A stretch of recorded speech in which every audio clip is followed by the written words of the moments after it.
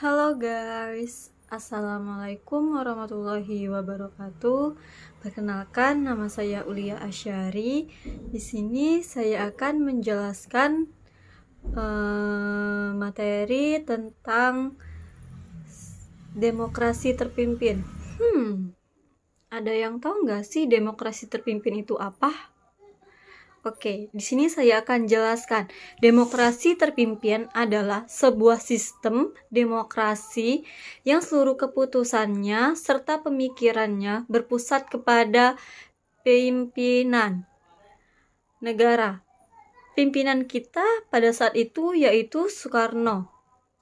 Berarti semua keputusan dan pemikiran akan diambil oleh Soekarno.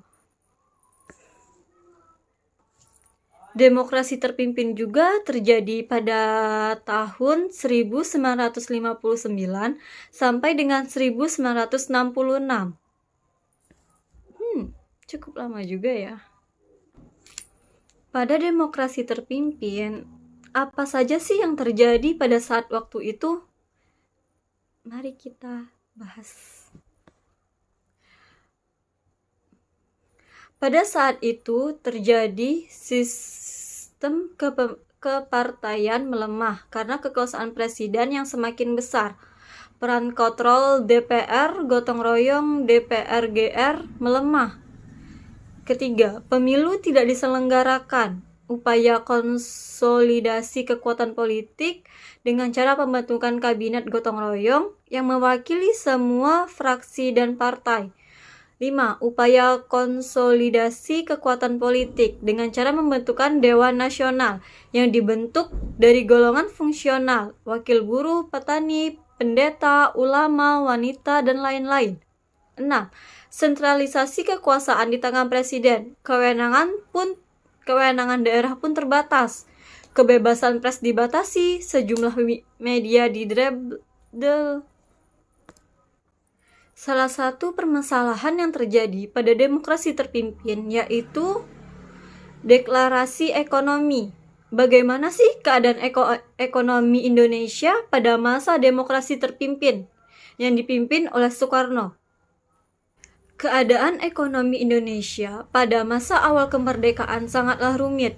Saat itu bangsa Indonesia dihadapkan pada hal yang rumit, yaitu masih adanya campur tangan dari bangsa kolonial seperti Belanda dan Jepang, sehingga menjadi kendala dalam mengatur perekonomian bangsa.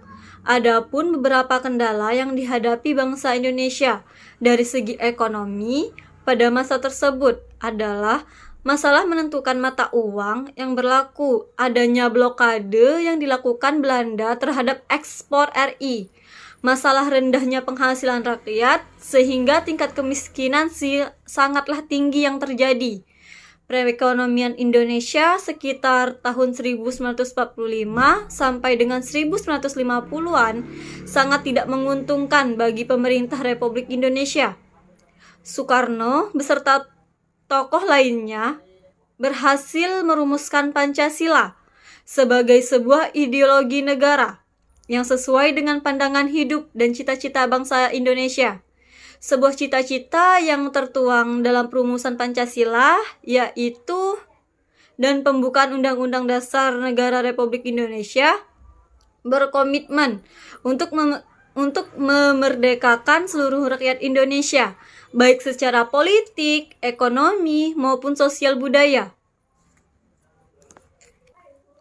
Tujuan deklarasi ekonomi sendiri adalah untuk perbaikan ekonomi secara menyeluruh.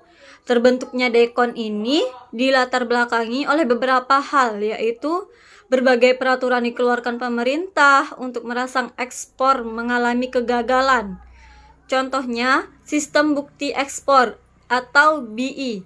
Sulitnya memperoleh bantuan modal dan tenaga dari luar negeri, sehingga pembangunan yang dirancanakan guna meningkatkan taraf hidup masyarakat tidak dapat terlaksanakan dengan baik.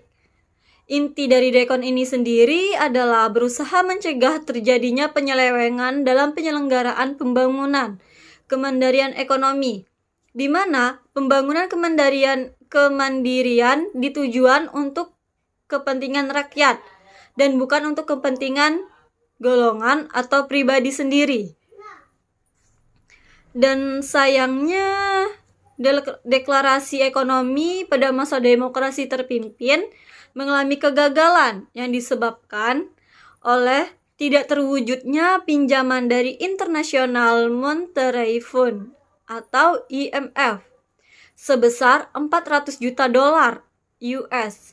Ada masalah ekonomi yang muncul karena kepemutusan hubungan konfrontasi dengan Malaysia dan negara barat semakin memperparah kemerosotan ekonomi dan semakin membuat kemiskinan pada saat itu. Baiklah, sekian dan terima kasih.